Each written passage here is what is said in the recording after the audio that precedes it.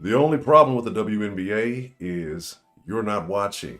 Welcome to the Den Show, discussing everything naturally. I am your host, Ed Honcho. Make sure you're following all the proper social medias, Ed Honcho HTX on Instagram and Twitter, Den Show Live on Facebook.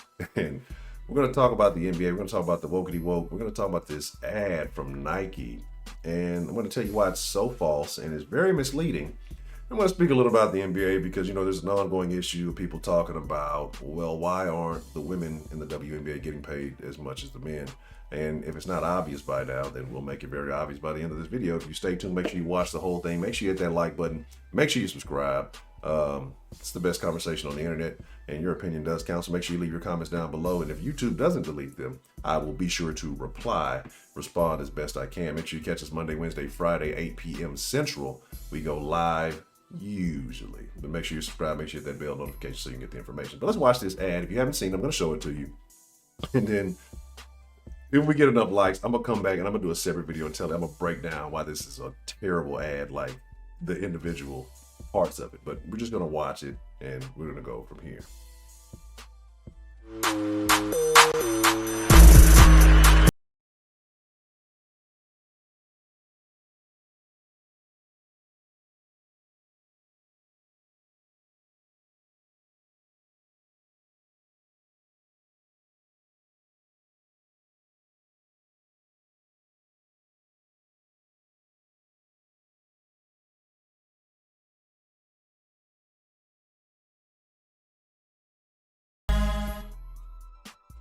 Now, I'm going to go back to something on this and bring this back real quick, right? So, all this excitement that they're displaying, oh my goodness, I could barely contain myself.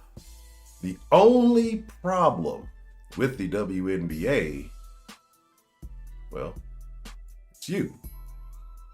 Oh, look at that. That's a very ugly thing. You're not watching. That was a very ugly scribble. I kind of missed the screen. I'm going to clear that out. But you're not watching, and we're blaming you. Nike says it's your fault that you're not giving your attention to something that is not interesting. It's your fault for finding things that you'd rather engage in and spend your time on than watching something you don't like. I'm going to be honest with you. Again, I've said this before. I'll say it again. Your average high school boys team in Texas, you would large, 5A, 6A now, and I'm pretty sure in most of the country, could beat the top WNBA team.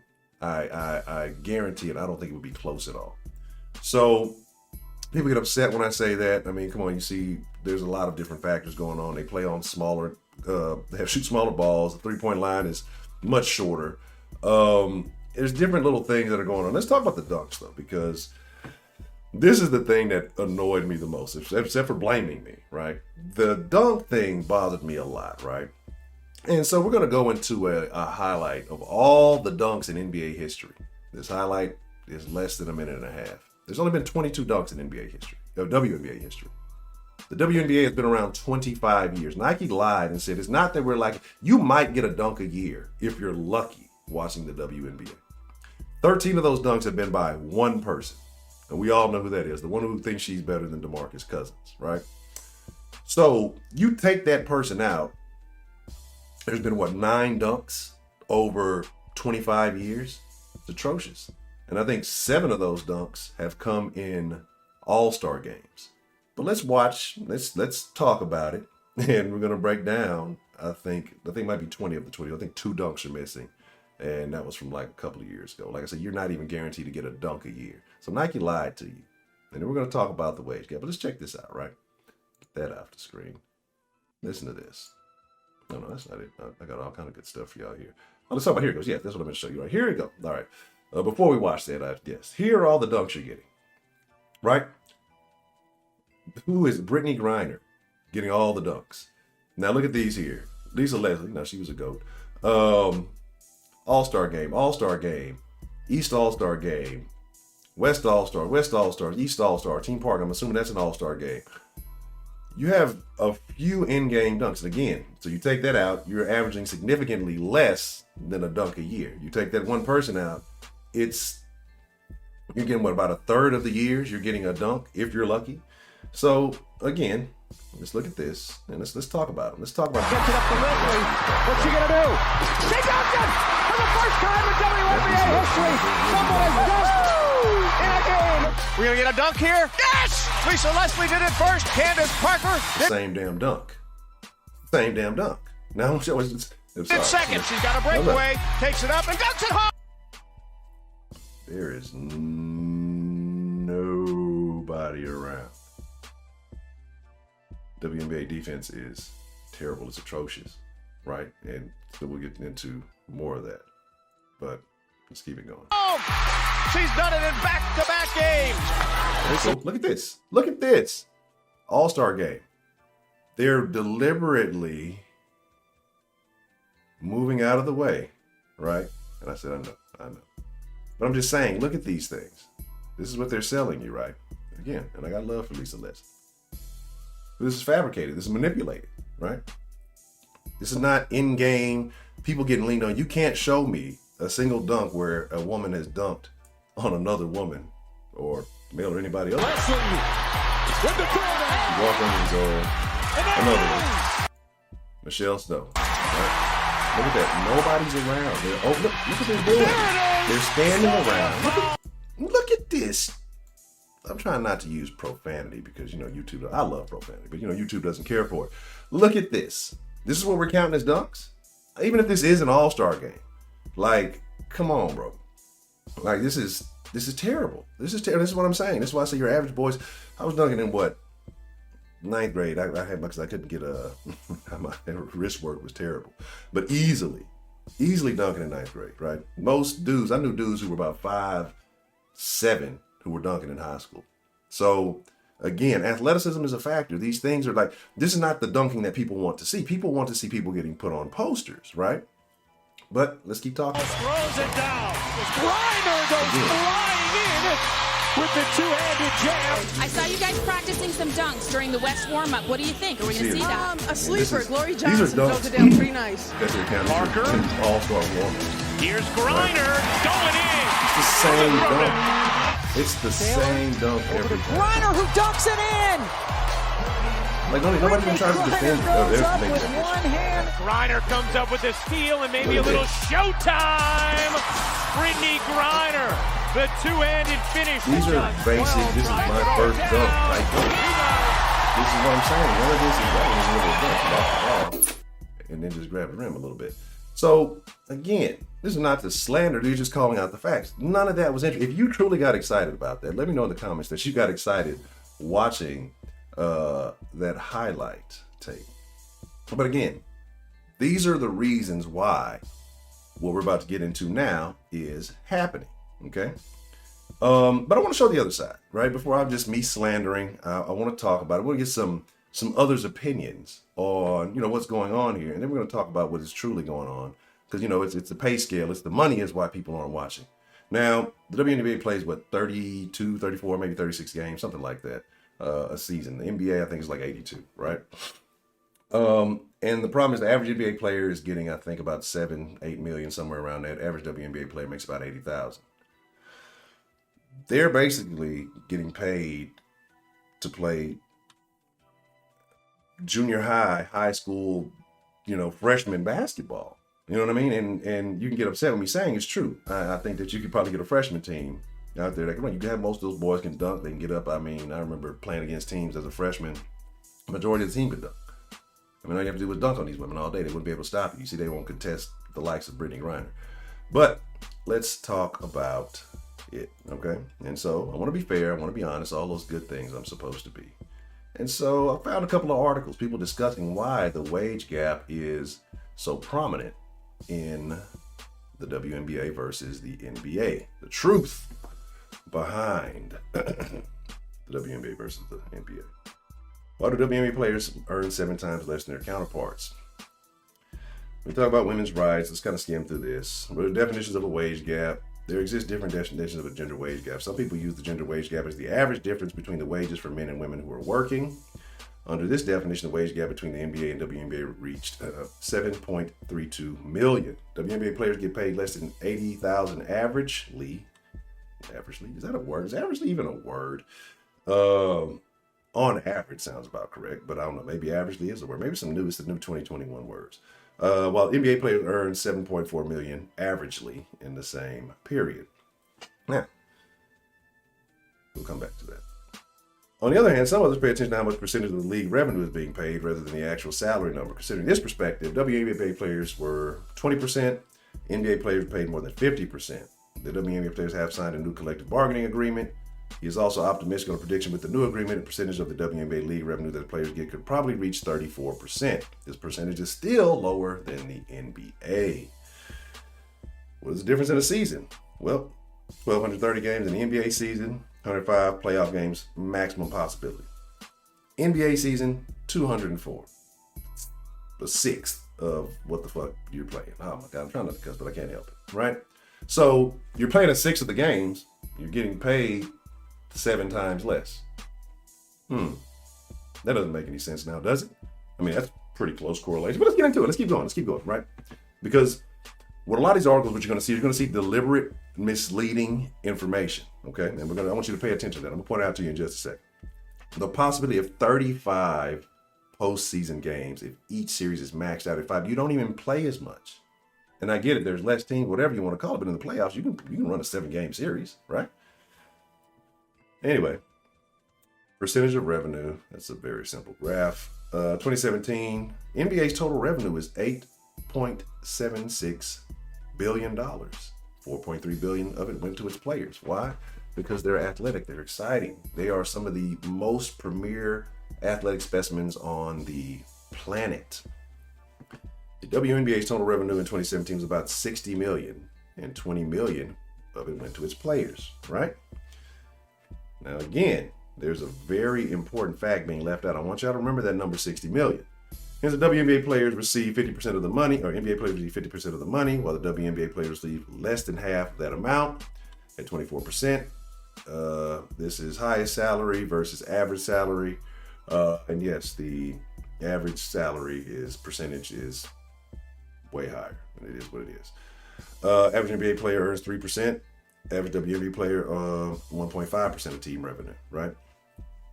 And we can scroll down to average. Highest paid NBA player is 20%. Highest paid WNBA player, approximately 2% of team revenue, right?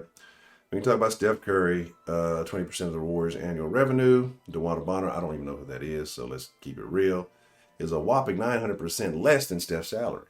Well, I'm pretty sure she's 900% less athletic than Steph, too. And I'm not a Steph fan. I can't stand it.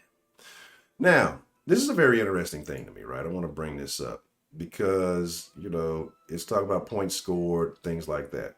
Well, this point scored only goes up to 700. And we're talking about a relationship with points and salary. Where the majority of WNBA players lie, and I guess I should put it here so to show you this a little bit better. Where the majority of the WNBA players are here, right? Say 700. This is kind of, would be about right here somewhere, right? We'll call it about right there. Where, y'all would be in the junk department in the NBA, right? It just is what it is. And again, you say, well, there's less games. Well, if there's less games, you're putting in less effort. It's less athletic. Maybe it should be less money. But that only makes sense. But we just see numbers and we talk about it. But don't forget that 60 million. We're going to come back to that, right? So, talking about what can be done. I said attract more people. Talking about storytelling. Extend the WNBA season. These are things. Revamping the revenue share model with 34%. It's still less. Getting the WNBA players more involved. WNBA players are not in the United States promoting the WNBA the entire year. If they can increase their time playing in the WNBA, make more of a contribution to the promotion of the WNBA, their chance of raising revenue could be increased, right? This is a personal opinion. Remember that 60 billion. I'm going to bring this one up. I'm not going to bring that third. We already kind of talked about dunks. Highest played WNBA players on every team. And I want y'all to tell me how many people on this list that you know, prior to seeing this list. Diana Taurasi is one of 7 players earning the WNBA Supermax salary this season. I know Diana Taurasi. Courtney Williams. Never seen her before in my life. Saw her in a dark alley. Might have to catch a square. She's a tough looking chick. Courtney Vandersloot, another Courtney. Courtney, look, kid's named Courtney. She might make it a WNBA. 200,000. The other chick, 190,000. Chicago Sky. Okay, this is the DeWanda Bonner chick. 221, 450. For 30 seconds, that's an incredible amount. You're getting paid great for what you're doing. Mariah Jefferson, 175,000. For the Indiana Fever, I don't even know these teams exist. Indiana Fever, that's a terrible name during this pandemic. Jontel Lavender. Las Vegas Aces, Liz Cambridge, 200,000, 221,450. Los Angeles Sparks, Christy Tolliver, and yeah, whatever. 195.50. Kayla McBride, Ariel Powers. I've heard the name Ariel Powers before. Both of them 190,000. Natasha Howard, not familiar, 215,000. Diana Taurasi, Brittany Griner, Skylar Diggins Smith, 221,450 each. Now I'm familiar with those names. We know Brittany Griner's out there talking crazy. Don't know if she could be much of a college. Diana Taurasi, she was real popular in her youth. And Skylar Diggins, well, we know. Sue Bird, I'm familiar with Sue Bird. 221,450, right? Elena Del Don, 200,000, 221. And I think that's it. These are their new jerseys. They look kind of like, anyway. So they're mad. You know, none of them are seeing millions of dollars a year for a game that has been losing attendance yearly. 2017, 2018, and I didn't go try the most recent numbers, but I'm sure they're down also, especially when you're talking about pandemics and things. Nobody averaged 10,000 people in attendance in 2018. Why the significant drop from 2017 to 2018? What happened? What took place that made people say, you know what, I'm not interested? Look at New York at the very end. It was atrocious. Now, you had Dallas and I believe Phoenix have a little bit of improvement. Seattle looks to improve, but even then, it's not significant, right? So you're averaging about, I think the numbers were about 7,700 fans a game. When in the NBA, you're getting probably 3 or 4 times that amount, you know, depending on what arena you're in. You're probably seeing about 25 to 30,000 at a game when games are allowed to be filled. So again, just simple numbers, 7 times less. You're seeing 4 to 5 times more people. Tickets are more expensive. I think you said the average cost of a ticket to WNBA game is about $17, $16.88, something like that. So again, you're not making any money. Let's talk about this. Profit, right? The WNBA does not make profit. They told you they made $70 million, right? In that article. But what it did not mention is that their operating cost, they made $60 million. I'm sorry, I gave away the game. They say they made $60 million, but their operating costs are $70 million. They're $10 million in the hole. And the women want more money. Nobody's watching your game. Nobody's interested in the game. Women do not even watch the game, right? And in attendance rates, I think it's 12 to 1, men to women. And then they're talking about on TV, it's 3.5 to 1, men to women who actually watch the WNBA. So more men watch the sport. Women don't even watch the sport that you're complaining about, right? Why is that? Again, I don't have all the answers. That's for the WNBA to figure out. But they want more money, but they don't profit. So here we go. 8.3 billion versus 60 million. Who do you think is going to get paid more? If these were 2 separate companies, who could afford to pay their employees more? Who's going to stay in business trying to pay their employees competitive wages, right? And then who's not trying to look at another company and say, well, they're making 100 times more than us. I don't know the math. I'm not a math major. I'm not going to do it right now. They're making so much more than, but we're going to pay our employees the same amount. Okay, well, let's go ahead and disband the league now because it won't work. The NBA has already been supplementing the league since its existence, right? I think last year was the first year over half the teams in the league were even profitable.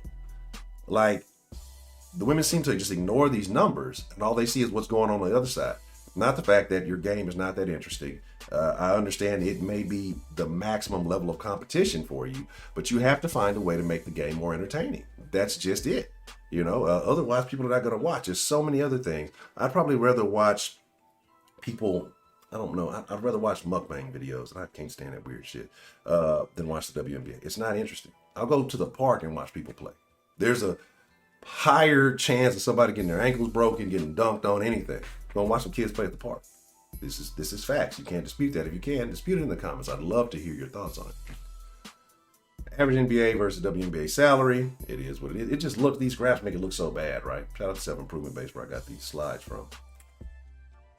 If the WNBA paid their players like the NBA, right now, they're already $10 million in the hole. If they played their players on the same scale, they would be about $28 million in the neg. And you think that's going to sustain? You think the NBA should pay the money, their revenue, their profits that people watch from watching those guys play basketball, their blood, sweat, and tears should just automatically be transferred to you because people aren't really interested, but so it's just fair to you somehow that it should be taken out of their pocket and placed in your pocket because you think that it's good enough. Why don't you just go to the NBA? If you're that good, just go to the NBA and get the NBA money, because I guarantee you, if you're good enough, you're of legal age, they'll pay you and you'll be able to play. There's a reason that doesn't happen.